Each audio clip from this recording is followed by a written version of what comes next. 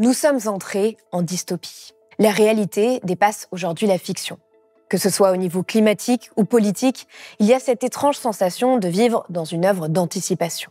Face à ce vertige, une question se pose. N'a-t-on pas plus que jamais besoin d'histoires, de romans pour nous préparer au monde à venir, nous apprendre à vivre autrement et questionner nos évidences?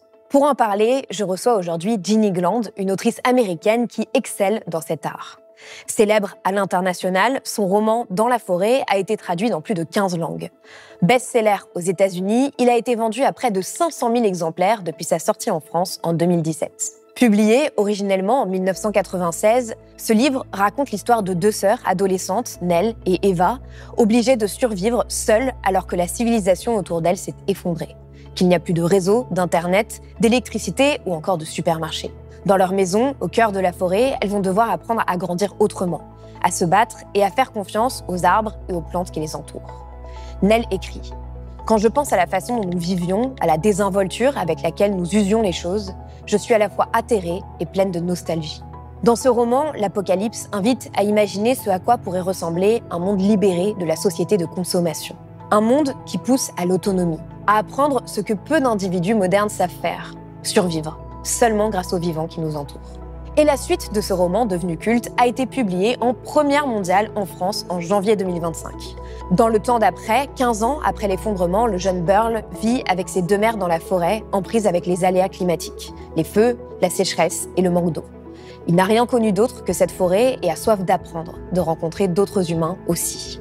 Pour Jenny Gland, il en va de sa responsabilité de mettre les enjeux écologiques au cœur de ses histoires et d'écrire des récits pour nous permettre d'imaginer un avenir plus prometteur que l'apocalypse. Alors, comment la fiction peut nous préparer à ce qui pourrait nous attendre si le capitalisme continue sa course folle? Un effondrement de nos sociétés est-il possible? Quels pouvoirs peuvent encore avoir les histoires dans cette période sombre? Et comment ne pas perdre espoir avec l'arrivée de Trump au pouvoir? C'est à toutes ces questions et bien d'autres que Jenny Gland répond dans ce nouvel entretien art et écologie pour Blast. PS, si vous voulez voir cet échange en anglais, il est disponible sur le site de Blast.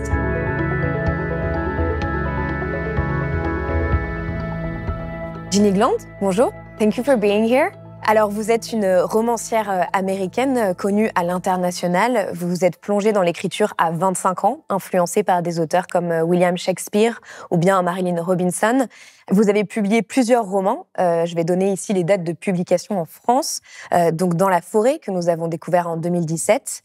Apaiser nos tempêtes en 2021, Rappelez-vous votre vie effrontée en 2023, et enfin Le temps d'après, publié en janvier 2025, qui est la suite tant attendue de Dans la forêt, qui a été vendue à près de 500 000 exemplaires en France. Vous avez d'ailleurs choisi de reverser une large partie des droits d'auteur de ce best-seller au profit de la reforestation.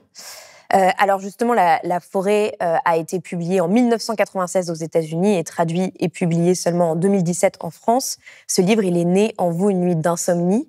L'écriture vous a pris 6 ans. Et vous l'avez dit, ce roman, il a été motivé par une profonde intuition que nous ne pouvions plus continuer à vivre comme nous le faisions. En 96, donc, vous imaginiez déjà l'effondrement de notre société industrielle, sans pour autant en donner les détails, mais en décidant de raconter les à-côté, la vie de deux sœurs adolescentes américaines privilégiées, soudain livrées à elles-mêmes dans leur maison au cœur de la forêt. Pourquoi ce parti pris et comment est-ce que vous perceviez l'urgence écologique à l'époque? D'abord, merci de me recevoir. Je suis ravie de discuter avec vous aujourd'hui. Pendant cette nuit d'insomnie où j'ai eu l'idée de ce roman, d'essayer de créer un livre à partir de cette histoire un peu bizarre que je me racontais pour essayer de m'endormir, il y avait 3 questions qui me portaient. La première, c'est qu'est-ce qu'une forêt? Mon mari et moi, on venait de s'installer avec nos jeunes enfants dans un contexte en Californie du Nord où on était au milieu de la forêt. Et moi, je n'avais jamais vécu dans la forêt. Je n'avais jamais vécu dans un endroit où il y avait des arbres. Et donc, j'étais fascinée par cet endroit où on venait d'emménager, par son histoire, par les animaux, par la faune, la flore. Et puis, nous avions donc 2 jeunes enfants, 2 filles, Et j'étais fascinée par ce lien entre sœurs. Je n'ai pas eu de sœur, ma mère n'avait pas de sœur, sa mère à elle n'en avait pas non plus, et moi j'avais ces deux petites filles. Et donc j'étais très curieuse de ce à quoi ça pouvait ressembler, les possibilités et les défis de cette relation de sœurs, de cette sororité. Et enfin, la troisième chose qui m'a poussée dans la direction de cette histoire, c'est que parce que j'avais deux petites filles, je m'inquiétais beaucoup de l'avenir. Et déjà, il y a 30 ans, il était très clair que nous ne pouvions pas continuer à consommer les ressources et les dons de la planète comme nous le faisions dans les régions privilégiées du monde. Déjà à l'époque, on savait qu'il aurait fallu beaucoup de planètes comme la Terre pour alimenter le mode de vie de ces régions privilégiées. Donc ce qui m'intéressait, ce n'était pas de prédire l'avenir.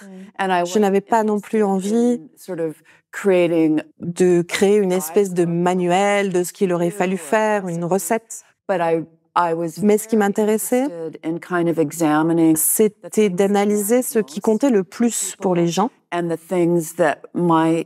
ce qui pourrait nous permettre de survivre si on était prêt à renoncer à certains privilèges et au niveau de consommation qui était le nôtre. C'est ces questions-là qui m'ont conduit à écrire le livre et beaucoup de gens, il y a 30 ans, se posaient ces mêmes questions et s'inquiétaient des mêmes choses. Je crois que la tragédie, c'est qu'on n'a rien fait pour justement affronter ces questions à l'époque. Et d'ailleurs, le récit, il est raconté du point de vue de l'une des deux sœurs, Nell, et ce roman, il a beaucoup été vu comme un roman sur l'effondrement de notre société, de notre civilisation. Et pourtant, vous le dites justement, le cœur de cette histoire, c'est autre chose. C'est notre relation au vivant. Et vous l'avez dit dans plusieurs interviews, pour vous, ce roman, c'est pas une dystopie, mais un livre avec plus d'espoir, une sorte de métaphore. Est-ce que vous pouvez l'expliquer, justement, parce qu'il est encore vu comme un roman sur l'effondrement? Eh bien, l'effondrement se passe en coulisses. Il y a toutes sortes de suggestions, d'indices qui sont influencés par la réalité qui nous inquiète. Il y a l'idée d'une pandémie, il y a la guerre, les inondations, les incendies. Mais en fait, tout ça se passe en toile de fond et l'histoire se concentre sur ces deux jeunes femmes qui sont deux jeunes Américaines privilégiées qui réalisent d'un coup que la vie qu'elles pensaient avoir n'aura pas lieu. C'est vraiment une exploration à travers ces deux personnages de ce qui compte le plus, peut-être, pour l'expérience humaine, pour le fait d'être humain. Et où trouver aussi ces choses qui comptent. Donc je crois que c'est vraiment une métaphore. On ne peut pas répondre évidemment à la forêt, on ne peut pas vivre dans une souche d'arbres, mais on peut repenser notre relation au monde naturel.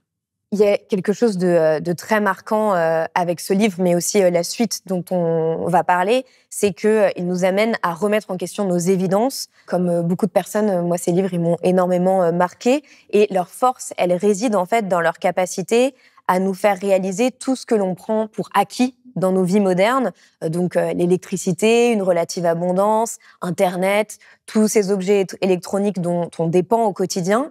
Et toutes ces choses, elles sont pourtant tellement fragiles et elles ne peuvent pas nous aider à survivre une fois que tout s'effondre ou, par exemple, qu'il n'y a plus d'électricité. Est-ce que vous considérez que la fiction, et ici les romans, peuvent être un moyen de nous préparer en quelque sorte à ce qui pourrait nous attendre si le capitalisme continue sa course folle et la destruction de nos conditions de vie? Je pense que les histoires sont extrêmement importantes pour l'humanité. En réalité, les histoires et le fait de les partager et de leur donner forme, c'est ça qui nous rend humains. En tant qu'êtres humains, nous sommes en quête d'histoire, tous et en permanence. Nous cherchons des histoires et des récits pour expliquer qui nous sommes, qui sont les autres, ce qui se passe dans le monde. Et je pense que l'une des raisons pour lesquelles, en Amérique, actuellement, nous sommes dans une situation aussi terrifiante avec la réélection de ce monstre qu'est Trump. Je pense qu'une des raisons qui explique cela, c'est qu'il y a trop de gens qui ont adhéré à un récit erroné. Des histoires qui nous racontent ce qui provoque les difficultés mondiales et ce qu'il faut pour mener une vie heureuse. Donc les histoires, les récits peuvent aussi être très dangereux. Et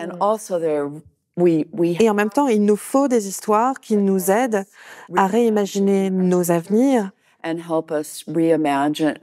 et aussi à réévaluer ce qui compte réellement pour nous. Et est-ce que, justement, il n'y a pas cette idée de se préparer à moins d'abondance, en quelque sorte, et de réaliser aussi le monde dans lequel on est arrivé? Il y a un moment, dans la forêt, Nell, la narratrice, écrit « Je n'ai jamais vraiment su comment nous consommions. C'est comme si nous ne sommes tous qu'un ventre affamé, comme si l'être humain n'est qu'un paquet de besoins qui épuisent le monde. Pas étonnant qu'il y ait des guerres, que la terre et l'eau soient polluées. Pas étonnant que l'économie se soit effondrée. Et je voulais m'arrêter rapidement sur des scènes qui sont très marquantes dans le livre, notamment avec le thé. Beaucoup de personnes m'en ont parlé, où elles prennent une toute petite pincée de thé simplement pour donner un peu de saveur à leur eau chaude.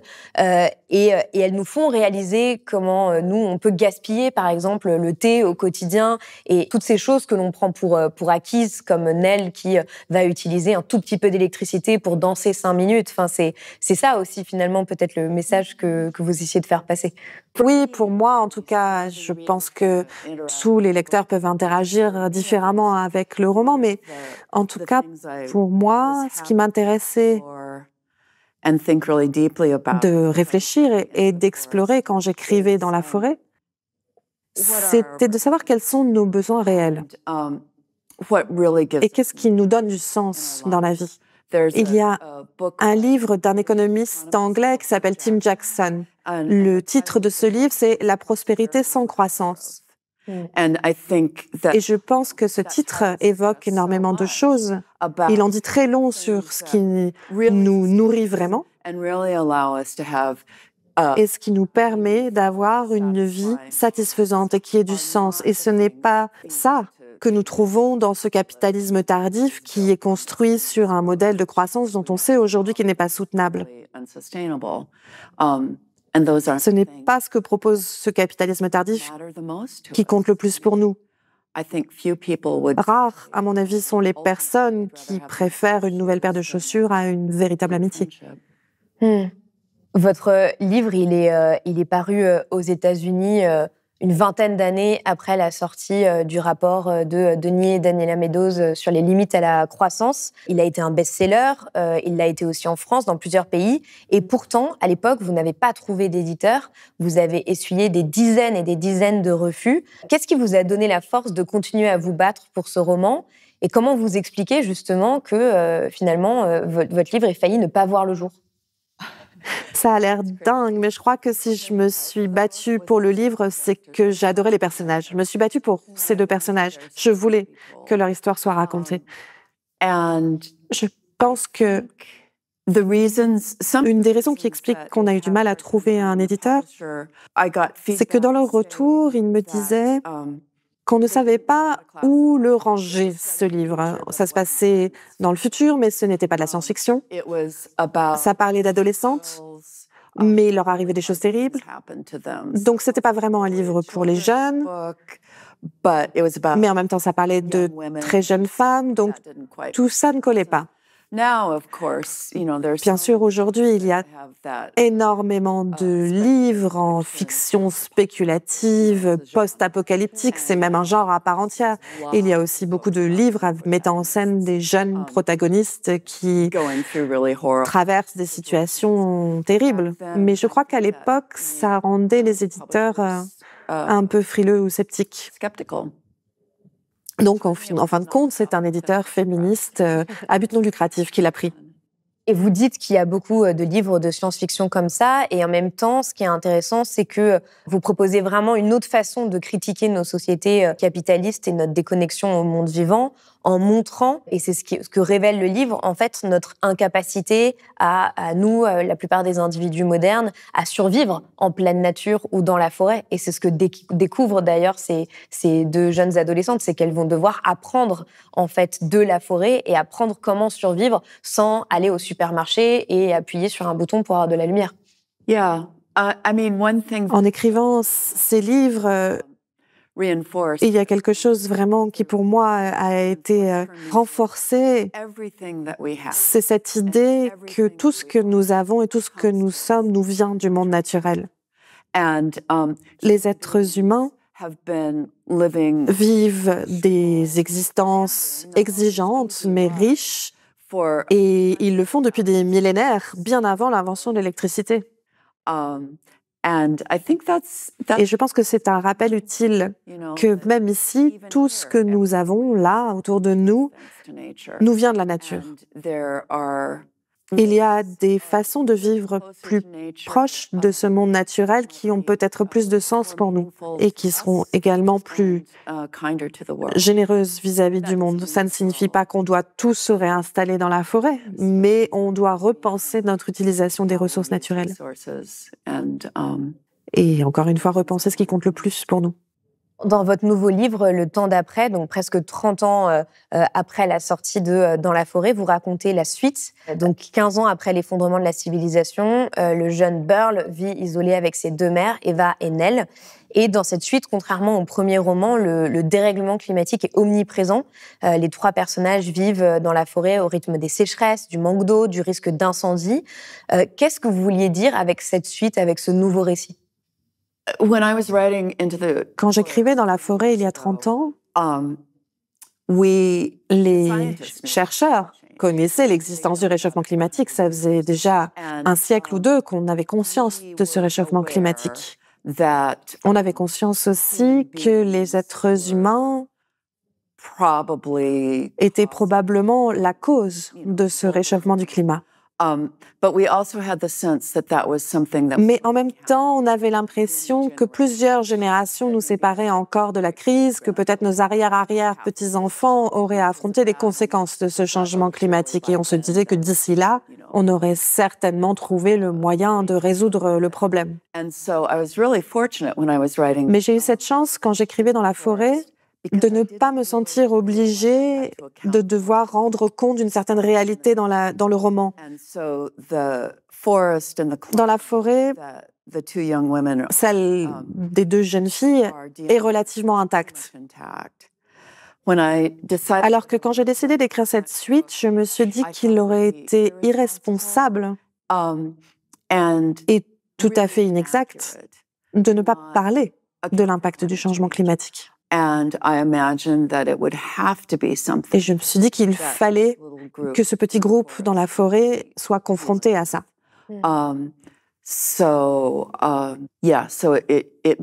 Et donc c'est vraiment devenu partie du décor et de l'environnement et même de l'intrigue. Alors tout est raconté dans ce livre du point de vue de Burl, qui est un enfant de la forêt. Il n'a pas connu le monde d'avant, comme vous l'appelez, mais seulement la forêt et ses deux mères.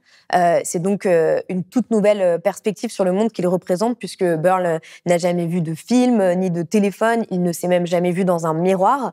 Et au tout début du roman, il raconte les gens qui étaient ordinateurés croyaient vraiment qu'il n'y avait rien que leur machine ne pouvait savoir ou faire pour eux. C'était une mystification, dit Eva, ce qui veut dire une ruse cruelle pour tromper les gens.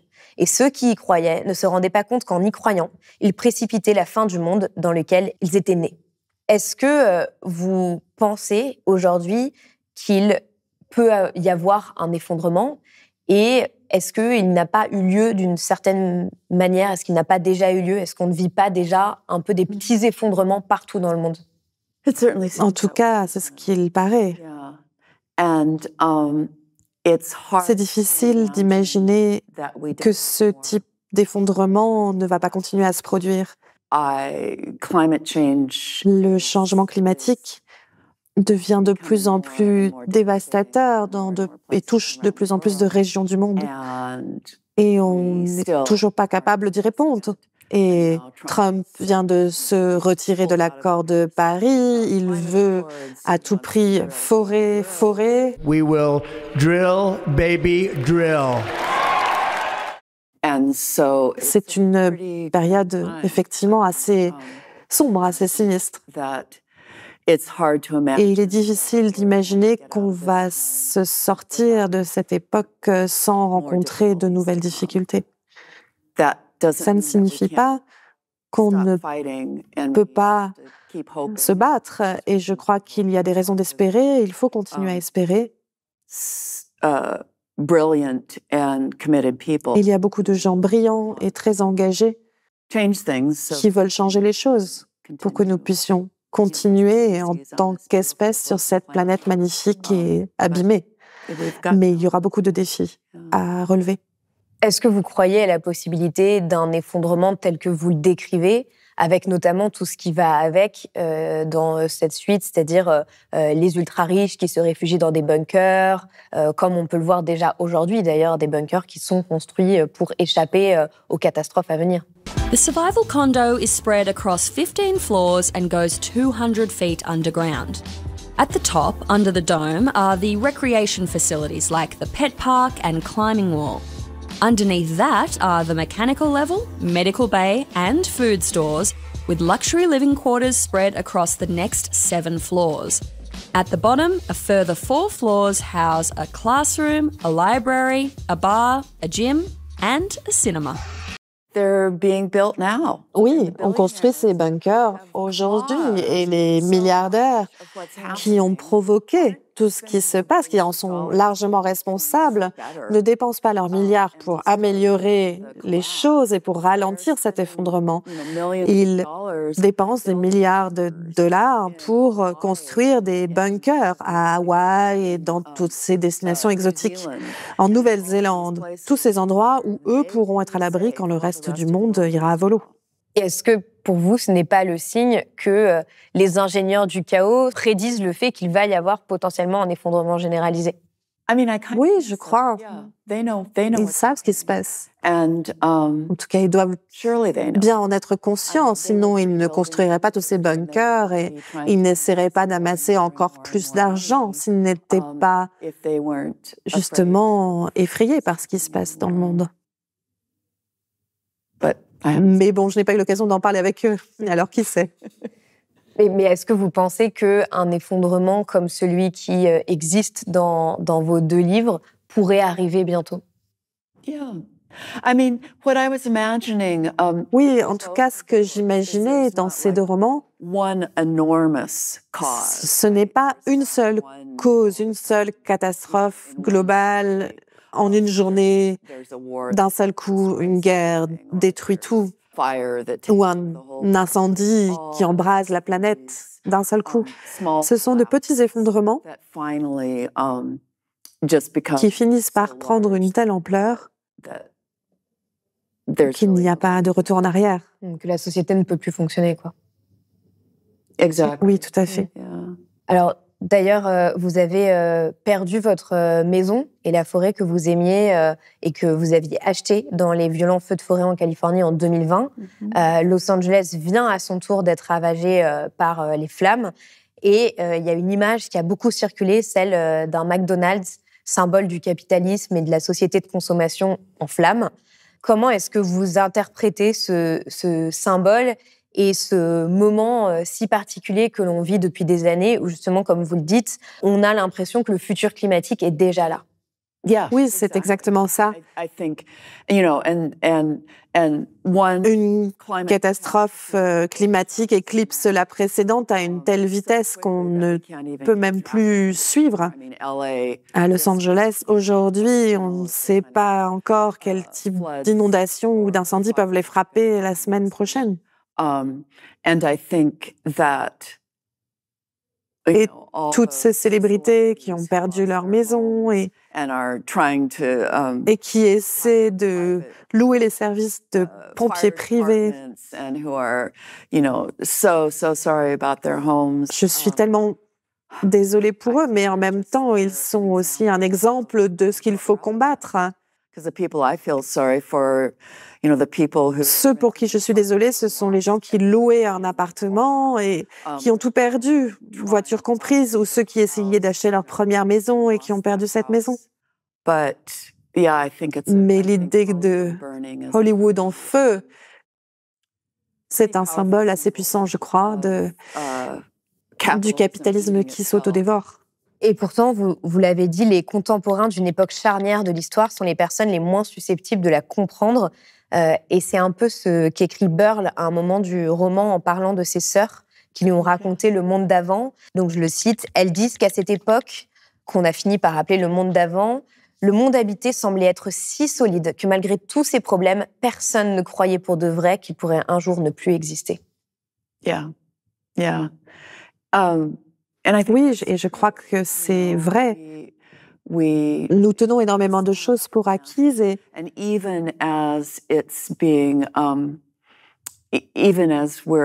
même alors que nous avons conscience des défis, des difficultés et des menaces, c'est très difficile de s'imaginer au-delà de cette façon de vivre qui est la nôtre. C'est une forme d'aveuglement et je crois que c'est ça qui nous a empêchés de faire ce qu'il fallait pour répondre à ces difficultés aujourd'hui.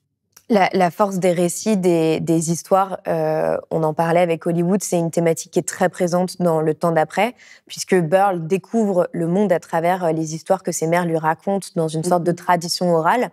Et à un moment, Nell lui dit « Les histoires peuvent nous donner quelque chose à quoi se raccrocher, quelque chose vers quoi aller ». C'est aussi ce qu'écrit Nancy Houston dans son essai poétique « L'espèce fabulatrice », le besoin primordial de l'humanité de se raconter des fictions. Quel pouvoir, on en a un peu parlé déjà, mais quel pouvoir peuvent avoir les histoires aujourd'hui, selon vous ? Pourquoi est-ce que c'est important, justement, de continuer à raconter des histoires, d'écrire des romans ? On a besoin de raconter des histoires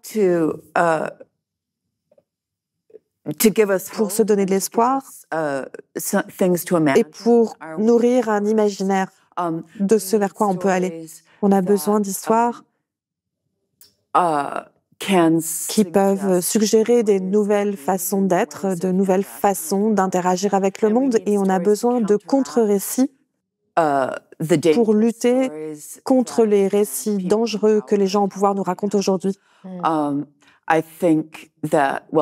Je pense et je sais que les histoires, les récits nous permettent de comprendre le monde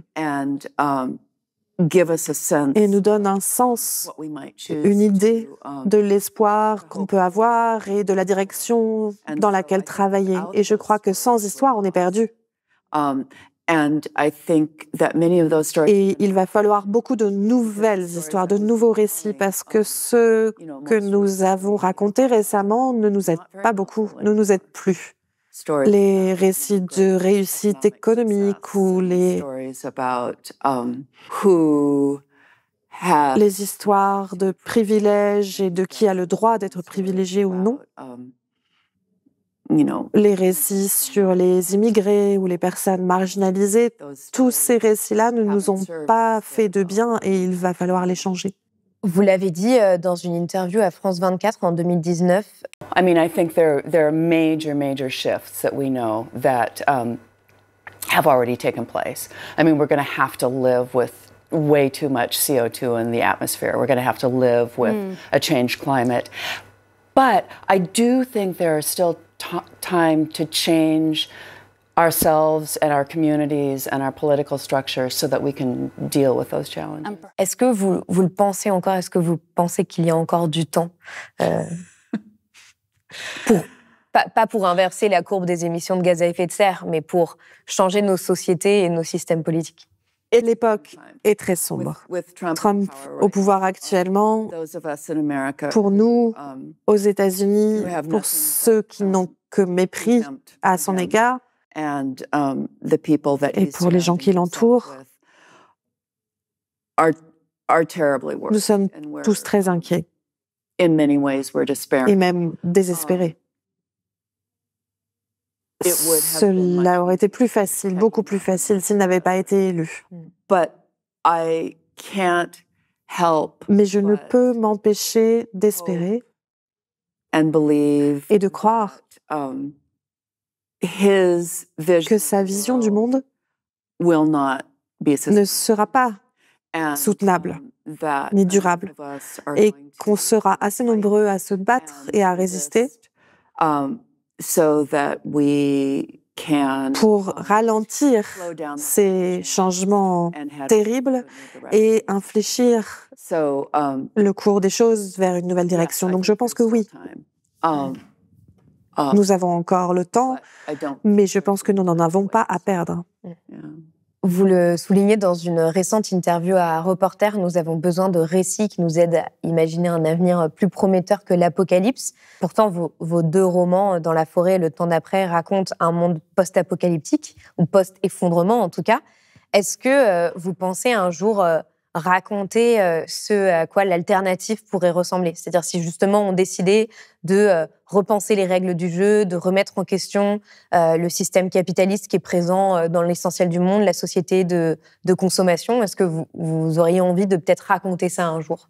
Oui, j'adorerais croire que ça peut être l'histoire dans laquelle je me projette. Ensuite, l'un des défis qu'on a à relever quand on écrit un roman, c'est que lire des histoires heureuses, ce n'est pas quelque chose de très accrocheur. Le lecteur s'intéresse aux problèmes. Mais j'ai vraiment envie d'essayer d'imaginer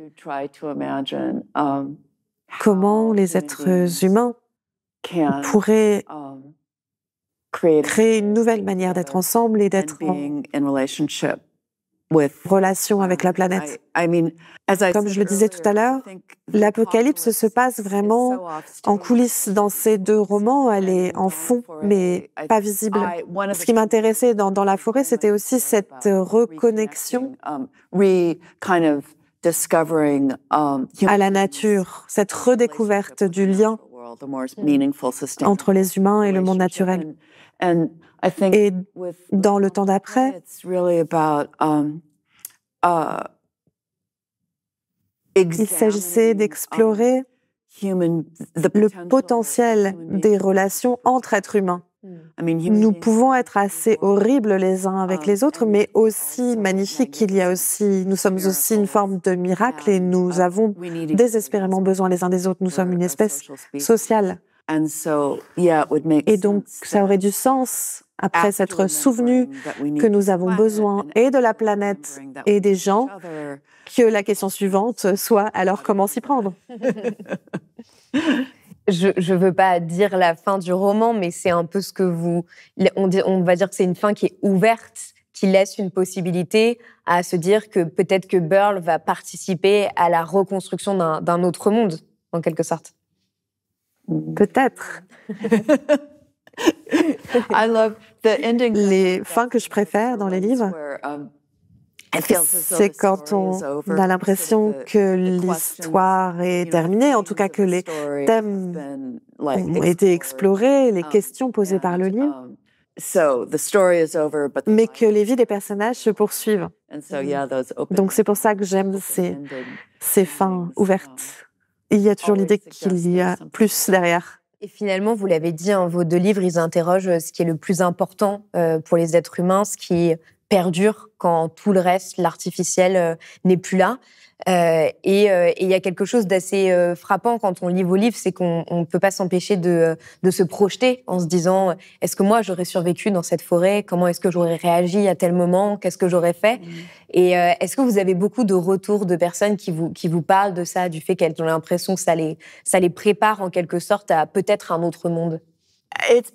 C'est très émouvant et très gratifiant de voir autant de lecteurs et de lectrices qui me disent « Depuis que j'ai lu Dans la forêt, je réutilise mon sachet de thé. » Ou « Depuis que j'ai lu Dans la forêt, j'ai commencé à cultiver un jardin. » Ou « J'achète des vêtements d'occasion. » Pour moi, c'est un vrai cadeau de penser qu'une histoire peut avoir ce type d'impact sur les lecteurs. Mais ils permettent de changer leur rapport au monde, tout simplement. Alors, j'aimerais aussi qu'on s'attarde sur la question du langage. Vous avez inventé une façon de parler pour Burl, avec des mots nouveaux, des mots inventés, parfois un mélange de 2 mots pour en créer un nouveau. Et finalement, c'est un langage qui est un peu celui de la micro-société qu'il forme avec ses 2 mères. Et aujourd'hui, plus que jamais, on sait qu'il y a certains mots qui perdent leur sens, qui sont dévoyés.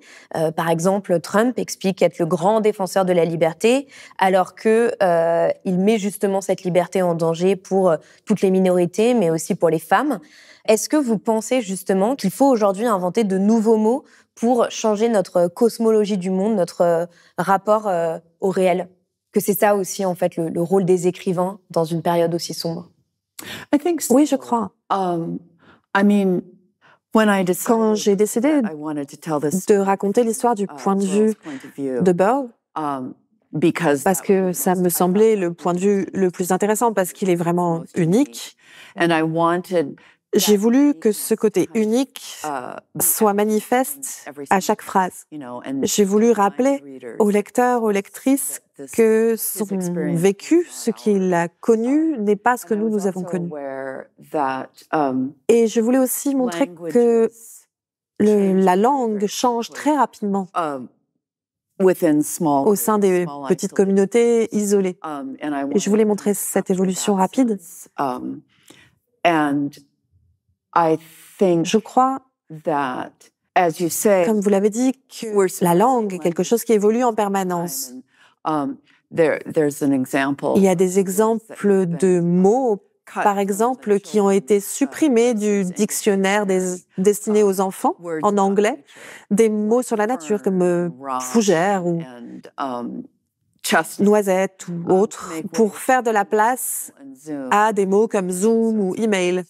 Et je pense qu'il est très important aujourd'hui de repenser tout ça. Et d'ailleurs, c'est assez excitant d'imaginer qu'il puisse y avoir un nouveau langage et de nouveaux mots qui entrent dans notre vocabulaire et qui permettent justement de saisir et d'inspirer ces nouvelles façons de penser. Quels sont les mots que vous avez inventés pour ce roman qui vous sont restés ou que vous aimeriez justement voir se propager? Avant d'aborder cette question, j'aimerais prendre le temps de remercier la traductrice de ce livre, Josette Chichportiche, qui s'est attaquée à cet étrange livre, à cet étrange animal. Non seulement il fallait traduire dans sa langue, mais aussi inventer la langue dans laquelle elle allait traduire. Et c'est quelqu'un de brillant qui a fait un travail exceptionnel. Et il faut vraiment saluer son travail et applaudir vraiment cette performance incroyable et cet acte créatif. L'un des mots ou des ensembles de mots qui sont utilisés par Burl et qui me plaisent beaucoup et que j'aimerais voir intégrés dans le langage. En anglais, c'est le mot breather et breathmaker, traduit par inhalant en français. Plutôt que de séparer le monde entre vivant, non-vivant, il sait, parce que ses mères le lui ont enseigné, que les plantes créent l'oxygène que respirent les animaux. Donc, il divise le monde non pas entre faune et flore, par exemple, mais entre ceux qui respirent, ceux qui inhalent et ceux qui produisent l'oxygène qui est inhalé. Et c'est vraiment une façon de repenser encore une fois le lien aux espèces. Il y a aussi quelque chose qu'ont beaucoup de gens aujourd'hui, c'est une sorte de tentation de se retirer du monde ou de devenir totalement misanthrope. C'est un peu ce que représente Eva dans le roman, parce qu'elle ne veut pas partir de la forêt et elle nourrit une profonde détestation pour les autres êtres humains qui ont tout gâché, selon elle. Et c'est intéressant parce que vivre loin de la civilisation, c'est aussi ce qu'a fait Henry David Thoreau, par exemple, qui est une de vos inspirations, qui en 1845 est resté 2 ans dans une cabane qu'il avait lui-même construite dans les bois, au bord de l'étang de Walden, qui lui a inspiré son livre du même nom. Et donc une méditation sur le sens de l'existence, la société, le rapport des êtres humains à la nature. Vous avez vous-même décidé pendant un temps d'aller vivre en forêt. Je sais que Denise Meadows, après son rapport, a aussi à un moment été vivre en forêt. Et vous l'avez dit, tout le monde ne peut pas vivre en forêt, mais on se pose quand même la question en lisant votre dernier roman, est-ce qu'on ne serait pas plus heureux à vivre dans la forêt ou un autre lieu totalement naturel en quelque sorte, sans contraintes, sans horaires, sans obligations, sans le rouleau compresseur en fait du capitalisme qui abîme nos vies? C'est une bonne question. Je ne crois pas que ce soit une alternative binaire. Je pense que beaucoup d'entre nous ne pourraient pas vivre dans la forêt, c'est-à-dire que nous sommes trop nombreux pour que la planète puisse tous nous accueillir. Nous devons trouver d'autres manières de vivre, mais aussi en communauté, plus proches les uns des autres, tout en entretenant le lien et l'appréciation du monde naturel. C'est une tension intéressante. Nous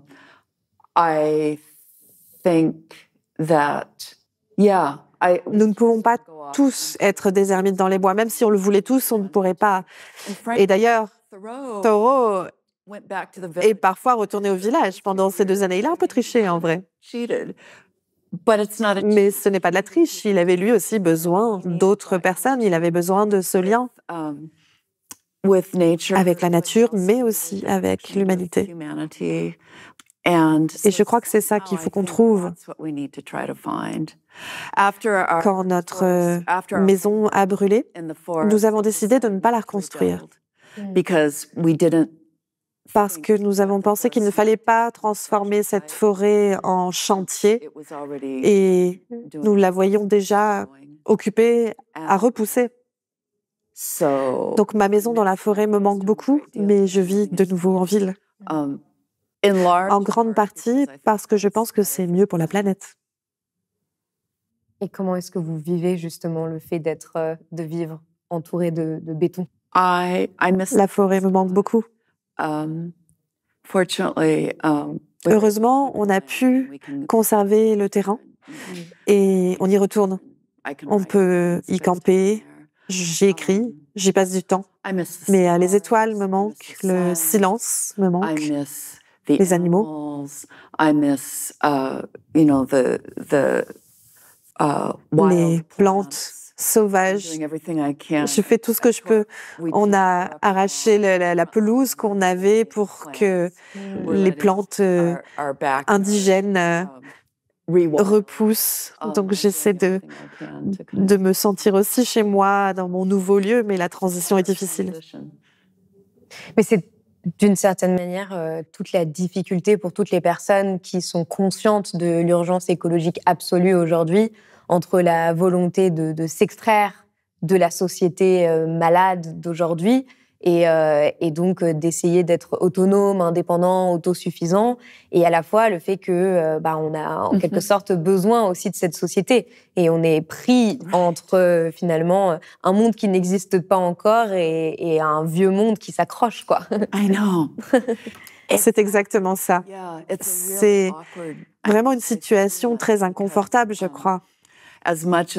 Parce que même si on est très nombreux à avoir envie de tourner le dos à tout ça, il y a beaucoup de raisons qui font qu'on ne peut pas le faire.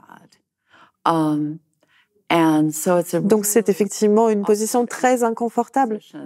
Et je crois qu'il va falloir qu'on trouve un moyen d'être à l'aise avec ce malaise et faire tous les changements qu'on peut tout en travaillant pour un changement plus global. Parce que c'est ça qui est frappant aussi dans le roman, c'est leur liberté. C'est qu'ils n'ont pas à répondre à un patron, à un employeur. Ils font leur vie au rythme du soleil, au rythme des saisons. Et leur seule préoccupation, c'est de danser, d'être ensemble et évidemment de beaucoup travailler pour arriver à survivre dans cette forêt. Sauf que le changement climatique est en train de rendre cette vie qui est difficile encore plus difficile. Mais oui, ils ont une existence qui est parfois dangereuse, parfois difficile, mais aussi très riche, pleine de sens, pleine de liens humains, pleine de liens avec la nature. Et c'est une existence qui est aussi nourrie par leur art. Parce que je crois que la créativité, c'est quelque chose aussi, une façon d'être humain qui a beaucoup de sens, qui est très enrichissante. Donc ils ont aussi leur art qui compte beaucoup à leurs yeux. Et ce qui est tragique aujourd'hui, c'est que beaucoup de personnes n'ont pas l'espace, justement, pour peut-être laisser s'exprimer leur esprit créatif à cause de métiers qui sont parfois très pénibles, épuisants, et de cette nécessité de gagner de l'argent pour pouvoir consommer, pour pouvoir vivre, pour pouvoir payer son loyer, son crédit, son... Oui, et ce nouveau monde qu'on essaye d'imaginer, vers lequel on essaie d'aller, devra répondre à ça, car on peut dire qu'une grande partie du travail que nous faisons dans cette société du capitalisme tardif n'a pas autant de sens qu'il devrait, qu'il pourrait. Il y a toute une partie de ce travail qui ne sert que l'accumulation d'argent. Et donc la question, c'est pourquoi nous avons besoin de cet argent. Ce sont des questions qu'il faudra poser, à la fois en tant que créateur et aussi en tant que consommateur. On en a déjà un peu parlé, la forêt qui était votre source d'inspiration pour vos livres a brûlé. Et vous dites que finalement, c'est ça la plus grande perte pour vous, pas celle de votre maison. Et pourtant, j'ai lu que vous aviez perdu plus de 7000 livres avec la destruction de votre maison par les flammes. Et cette question des livres, elle est justement au cœur de vos romans aussi, puisque avant de partir de chez elle, Eva et Nell doivent choisir quelques livres à garder. Et elles choisissent une encyclopédie et un autre livre sur les plantes qui va leur sauver la vie, parce qu'il va leur apprendre à se soigner, à se nourrir, à reconnaître les plantes qui peuvent les aider dans leur quotidien. Si, comme elles, vous aviez pu choisir quel livre emporter avec vous, qu'est-ce que vous auriez pris? That's a really c'est vraiment une question difficile. Il y a un sujet que j'aime voir dans Le temps d'après, qui est notre manière d'emporter les récits avec nous partout où nous allons. Sans les livres, elles reviennent à cette tradition orale. Mais parce qu'elles se souviennent des livres qu'elles ont lus. Oui, si je pouvais n'en garder qu'un, ce serait Shakespeare. Ce serait les œuvres complètes de Shakespeare. Je triche un peu parce qu'il y a beaucoup de livres dans l'œuvre complète de Shakespeare. Mais pour moi, c'est tellement riche. Et il y a tellement là-dedans que c'est inépuisable. Aussi bien les œuvres poétiques que les récits et les personnages. Donc voilà le livre que je choisirais. C'est pour ça que dans votre roman, rappelez-vous votre vie effrontée, vous racontez l'histoire d'un homme qui a étudié Shakespeare toute sa vie et qui a Alzheimer, et il ne se souvient que des répliques de Shakespeare et même pas de sa propre fille. Yeah. Et est-ce que vous prendriez pas justement un livre comme elle sur les plantes, quelque chose qui pourrait vous aider à survivre d'une certaine manière? Vous avez l'impression que vous pourriez déjà survivre dans la forêt sans tout ça? Je ne sais pas. Évidemment, pour écrire ces deux livres, j'ai dû faire beaucoup de recherches sur la cueillette, sur les plantes comestibles, sur la façon de les préparer. J'ai moi-même préparé beaucoup d'aliments trouvés dans la nature. Mais il y a toujours une quantité infinie de choses qu'il faudrait que j'apprenne, exactement comme Nell et Eva et Burl, qui sont extrêmement conscients que ce qui leur manque, ce sont des aînés. Ce qui leur manque, ce sont des gens qui savent. Ce sont ces millénaires de savoir à transmettre à la génération suivante sur la vie dans la forêt qui leur manque. Dans presque toutes les traditions, c'est quelque chose qui se perd aujourd'hui. Et je ne sais pas si un seul livre pourrait remplacer ça. Mais un livre d'identification, effectivement, des plantes pourrait tout à fait être utile. Dernière question, on a un peu parlé de Trump et de la situation actuelle dans cette interview. À quelles espérances est-ce que vous vous raccrochez pour continuer à donner du sens à nos existences au milieu du chaos actuel et se dire que tout ça n'est pas inéluctable? Je pense qu'un espoir auquel je m'accroche, c'est que, bien que Trump ait gagné le vote populaire cette fois, ce qui est terrifiant, parce que la première fois, ce n'était pas le cas. Il avait gagné grâce au collège électoral. Cette fois-ci, plus d'électeurs ont voté pour lui que contre lui. Mais la marge n'est pas si grande. Donc ça veut dire que la moitié de l'Amérique est terrifiée par sa présence. Et je pense que d'autres le deviendront bientôt. Il est beaucoup mieux préparé cette fois. Mais je crois que nous aussi, nous sommes préparés d'une façon différente. Il y a tellement de jeunes que je connais qui sont passionnés, qui sont engagés, qui se soucient des autres, qui ne sont pas matérialistes. Des gens qui ont vraiment abandonné beaucoup de préjugés qu'avaient les générations précédentes aux États-Unis. Et donc ça, c'est une réelle source d'espoir.